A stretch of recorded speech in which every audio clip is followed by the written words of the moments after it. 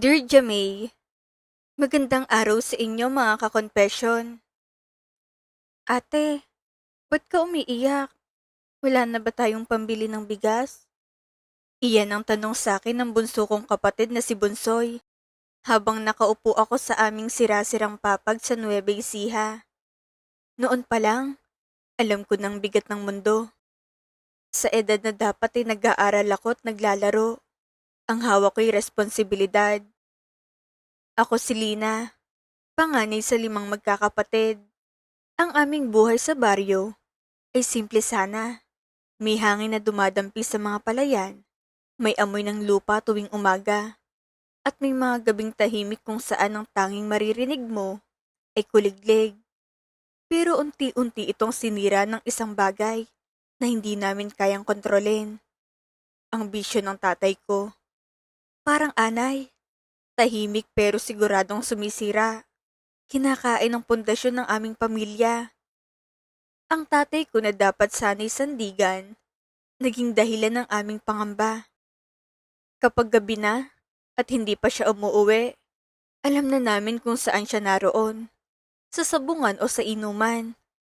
Minsan, umuuwi siyang amoy alak, matay pula, at ang bulsa'y walang laman.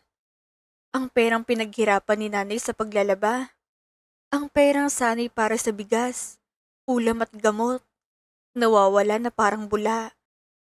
Hindi ko makalimutan ng isang gabi na tila sumaksak sa alaala ko. Malakas ang ulan noon at tumutulo ang bubong namin. Nakita ko si nanay na hawak ang ilang gusot na pera. Nanginginig ang kamay habang pinipilit itong itago. Pero biglang dumating si tatay. Basang-basa at agad itong kinuha. Para sa mga bata to, pambili ng gamot. Halos pakiusap na sigaw ni nanay. May babalik ko rin yan pag nanalo ko. Sagot ni tatay na para bang isang pangako na paulit-ulit naming narinig at paulit-ulit ding napapako. Sa gabing yon, habang yakap ko si Bonsoy na umiiyak, may nabuo sa puso ko, isang matigas na paninindigan. Hindi ako magiging katulad ni nanay na patuloy na nagtitiis. Hindi ako papayag na ang buhay ko ay nakatali sa isang lalaking walang pananagutan. Nangarap ako, isang tahimik ngunit matibay na pangarap, na balang araw, makakatagpo ako ng lalaking kabaligtaran ni tatay.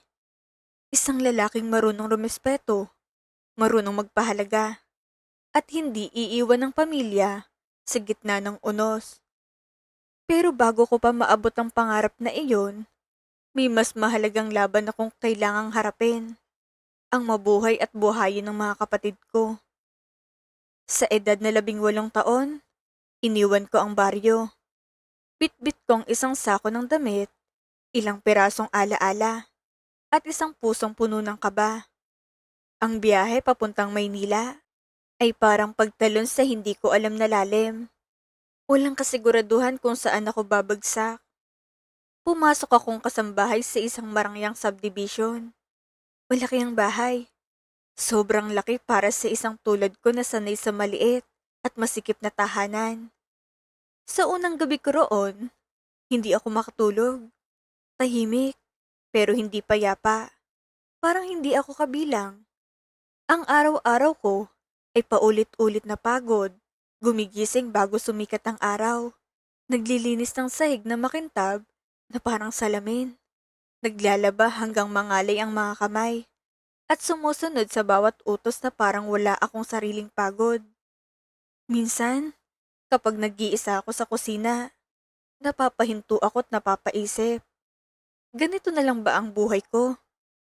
Pero tuwing matatanggap ko ang sahod ko at naaalala kong may naipapadala ko sa Nueva Ecija, nawawala ang pagod.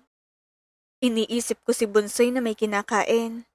Ang mga kapatid ko na nakakapasok sa paaralan, doon ako kumakapit. Dahil sa takot kong maranasan ng parehong sakit na dinanas ni nanay, isinara ko ang puso ko.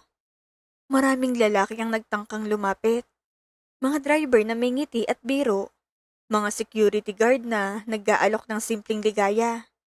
Pero lahat sila, Tinanggihan ko. Para kasi sa akin, ang pag-ibig ay isang panganib, isang bagay na maaaring sumira sa mga pinaghirapan ko hanggang sa isang araw, dumating siya. Si James, isang mayamang byudo na may kakaibang katahimikan sa kanyang presensya. Hindi siya tulad ng ibang lalaking maingay at mapilit. Sa bawat pagdating niya sa bahay ng amo ko, parang may dalang hangin na kalmado pero mabigat. Parang may kwento siyang hindi sinasabi. Noong una, pinagmamasdan ko lang siya mula sa malayo. Matikas ang tindig, maayos manamit, at laging may dalang pasalubong. Mga prutas na sariwa o bulaklak na mabango. Pero higit sa lahat, napansin ko ang kanyang mga mata. Malungkot. Oo, pero hindi malamig. Parang may lalim. Parang may pinagdadaanan. Isang hapon, habang nakalubog ang araw at gininto ang tinatamaan ng hardin, nagdidilig ako ng mga halaman. Tahimik ang paligid at ang tanging maririnig ay ang tunog ng tubig mula sa hose. Hindi ko napansin na may nakatayo na pala sa likod ko. Ang ganda ng mga bulaklak ah, kasing ganda ng nag-aalaga. Biro niya. Napalingon ako at doon ko siya unang nakausap ng malapitan. Naramdaman ko agad ang init sa pisngi ko. Hindi dahil sa araw, kundi sa hiya. Sino ba naman ako? Isang kasambahay lang na may basang tsinelas at pagod na mga kamay. Pero hindi siya tumingin sa akin na parang mababa ako. Hindi siya nagsalita na parang mas nakakataas siya. Sa halip, ngumiti siya. Isang simpleng ngiti na parang nagsasabing pantay lang kami bilang tao. Mula noon, sa tuwing bibisita siya, hindi niya nakakalimutan na magdala ng maliit na bagay para sa akin. Tinapay na bagong luto, kape na mabango, o minsan ay simpleng tsokolate. Hindi mamahalin, pero may halaga. Dahil hindi iyon tungkol sa presyo, kundi sa pag-aalala. At sa bawat pagkakataon na mag-uusap kami, unti-unti kong naramdaman ang isang bagay na matagal kong itinago. Ang kagustuhang muling magtiwala. Pinaparamdam niya sa akin na nakikita niya ako. Hindi lang bilang katulong, kundi bilang isang tao. Unti-unti, nahulog ang loob ko. Kahit alam kong malaki ang agwat ng edad namin. At kahit alam kong langit siya at lupa ako. Sa bawat simpleng pag-uusap namin, sa hardin, sa kusina, o kahit sa maikling pagkakasalubong, may kakaibang init na unti-unting bumabalot sa puso ko. Hindi ito yung biglaang pag-ibig na parang apoy. Bagkus, isa itong marahang apoy na dahan-dahang lumalakas habang tumatagal. Naging lihim ang aming relasyon. Hindi ito yung tipong puno ng engranding date o bonggang lakad. Sa halip, ito ay nabuo sa pagitan ng katahimikan ng gabi at mahabang tawag sa telepono. Maraming gabi na nagkakausap kami hanggang madaling araw. Habang ako'y nakaupo sa gilid ng kama, sa maliit kong kwarto sa likod ng bahay ng amo ko. Tahimik ang buong bahay. At ang tanging ilaw ay mula sa maliit na bombilya sa kisame. Sa kabilang linya, naroon siya, nakikinig. Hindi lang sa mga salita ko, kundi sa bawat pangarap at takot na matagal ko nang kinikimkim. Ikinuwento ko sa kanyang mga pangarap kong maging nurse.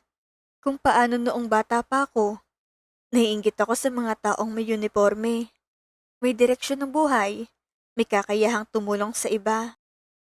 Ikwento ko rin ang hirap na pinagdaanan ko sa probinsya. Ang gutom, ang pagod, at ang pakiramdam na parang wala kang kakampi. Lina, sabi niya isang gabi. Ang boses niya'y mababa ngunit puno ng kasiguraduhan. Hindi ka pang habang buhay na kasambahay lang. May potensyal ka. Gusto kitang tulungan. Hindi ko alam kung paano tutugon. Parang napakalaki ng alok niya. Parang hindi ko karapat-dapat. Pero nakita ko sa paraan ng pagsasalita niya na hindi ito awa. Ito ay paniniwala. At ginawa niya. Hindi lang sa salita, kundi sa gawa. Pinag-aral niya ako. Mula sa pagiging kasambahay, naging estudyante ko. Isang bagay na akala ko'y hanggang pangarap na lang. Naaalala ko pang unang araw ko sa paaralan. Kinakabahan, nanginginig ang kamay, pero puno ng pag-asa. Sa bawat libro na binubuksan ko, sa bawat exam na pinapasa ko, ramdam kong suporta niya. Hindi lang yon. Binigyan niya rin ng puhunan si nanay para sa maliit na negosyo sa probinsya. Isang simpleng tindahan na unti-unting lumago. Ang mga kapatid ko, na dati nag-aalala kung makakapag-aral pa, ay nagkaroon ng pagkakataong magpatuloy. Sa bawat tulong niya, mas lalo kong nakikitang kaibahan niya sa tatay ko. Doon ko napatunayan na hindi lahat ng lalaki ay tulad ni tatay. Mayroon pa palang James na handang magsakripisyo para sa kapakanan ng iba. Hindi dahil kailangan, kundi dahil gusto. Pero dumating ang pagsubok. Nabuntis ako. Ang saya na nararamdaman ko ay agad na palitan ng takot. Parang biglang bumalik ang lahat ng insecurities ko. Ang estado ko sa buhay, ang agwat namin, ang posibilidad na hindi ako tanggapin ng mundo niya. Maraming gabing hindi ako makatulog. Iniisip ang sasabihin ng ibang tao. Paano kung isipin nilang ginagamit ko lang siya? Paano kung itakwil ako ng pamilya niya? Pero si James, hindi siya natinag. Hindi siya nagpakita ng alinlangan o pagdududa. Sa halip, mas lalo siyang naging matatag. Lina, hinding-hindi kita iiwan. Ipaglalaban ko kayo. Sa mga salitang iyon, parang may bumalot na lakas sa akin. Hindi ko na kailangang mag-isa. Nagpakatotoo kami. Ipinakilala niya ako sa kanyang pamilya. Ang araw na yon ay isa sa mga pinaka nakakatakot sa buhay ko. Parang bawat hakbang ko papunta sa bahay nila ay may kasamang kaba. At gaya ng inaasahan, hindi naging madali. Ang anak ni James na halos kasing edad ko lang ay tumingin sa akin na parang akong kontrabida sa kanyang buhay. Galit na galit siya. Sa bawat tingin niya, ramdam kong panghusga. Sa bawat salita niya, parang may talim. Akala niya siguro ay pera lang ang habol ko sa papa niya. Na isa lang akong oportunista na sumingit sa buhay nila. Maraming masasakit na salitang ibinato sa akin. Mga salitang kayang durugin ang pagkatao ng isang tao. Pero pinili kong manahimik. Hindi dahil wala akong sasabihin, kundi alam kong hindi salitang makakapagpatunay ng intensyon ko, kundi ang oras at ang kilos ko. Pinatunayan ko sa kanila na mahal ko si James ng higit pa sa anumang kayamanan niya. Sa bawat pag-aalaga ko sa kanya, sa bawat pagrespeto ko sa pamilya niya, at sa bawat pagtitiis ko sa mga pagsubok, unti-unti nilang nakitang totoo. Kalaunan, dahil sa tiyaga at pagmamahal, natanggap din nila kami. Nagpakasal kami sa isang simpleng seremonya. Walang engrandeng dekorasyon, walang magarbong handaan, pero puno ng kahulugan. Habang nakatayo ako sa harap niya, suot ang simpleng puting damit. Hindi ko maiwasang maalalang batang si Lina no umiiyak dahil walang makain. Ngayon, narito ako, minamahal at pinapahalagahan. Sa wakas, naging nurse ako. Hindi naging madali ang paglalakbay. Maraming gabing walang tulog, maraming sakripisyo, maraming pagod. Pero bawat hakbang ko, alam kong hindi lang ito para sa akin, kundi para sa lahat ng naniniwala sa akin, lalo na si James. Nagkaroon kami ng dalawang anak, sina James Jr. at Leah. Silang naging buhay namin. Sa bawat tawa nila, sa bawat yakap, naramdaman ko ang klase ng pamilya na matagal ko nang pinapangarap. Ang buhay namin ay parang isang panaginip. Ang kasambahay noon, Ngayon ay isang profesional at asawa ng isang mabuting tao. Ngunit ang tadhana nga naman, mapaglaro. Noong 2019, isang tawag ang bumasag sa aking mundo. Isang aksidente sa kalsada. Si James, wala na siya. Parang tumigil ang mundo ko sa isang iglap. Hindi ko maipaliwanag ang sakit. Parang may punit sa puso ko na hindi na kailanman mabubuo. Yung lalaking bumago sa buhay ko. Yung lalaking naging sandigan ko noong panahong wala akong kahit ano. Biglang kinuha sa akin. Naiwan akong mag-isa kasamang aming mga anak. Noong mga unang buwan, pakiramdam ko hindi ko kaya. May mga gabing umiiyak ako ng tahimik habang natutulog ang mga anak ko. May mga araw na gusto ko nalang sumuko, na parang wala nang saysay ang lahat. Pero tuwing titingin ako sa mga mata ng mga anak namin, nakikita ko si James. Sa ngiti ni James Jr. Sa lambing ni Leah, parang buhay pa rin siya sa kanila. Naaalala ko ang lahat ng itinuro niya sa akin. Ang pagiging matatag, ang pagmamahal sa pamilya, at ang huwag sumuko sa pangarap. Ipinagpatuloy ko ang aking propesyon bilang nurse. Sa bawat duty ko sa ospital, kahit pagod, pinipilit kong ngumiti. Sa bawat pasyenteng inaalagaan ko, ibinibigay kong buong puso. Dahil iyon ang itinuro niya sa akin. Itinaguyod ko ang aming mga anak gamit ang mga aral na iniwan niya. Tinuruan ko silang maging mabuti, maging matatag, at magmahal ng totoo. Kahit wala na siya sa tabi ko, ramdam ko pa rin ang gabay niya. Sa bawat desisyon ko, sa bawat hakbang ko, parang naroon siya, tahimik na sumusuporta. Nanatili akong tapat sa alaala niya. Para sa akin, siya ang unang lalaki na tunay na nagpakita sa akin kung anong ibig sabihin ng pag-ibig. Sa bawat pasyenteng inaalagaan ko sa ospital, dala-dala kong malasakit na itinuro sa akin ni James. Siyang naging tulay ko mula sa hirap patungo sa isang buhay na may direksyon. Lina ang pangalan ko. Dati akong kasambahay. Ngayon ay isang nurse at isang ina. At higit sa lahat, ako ang babaeng minahal ng isang James. Ang lalaking naging bayani ng aking buhay.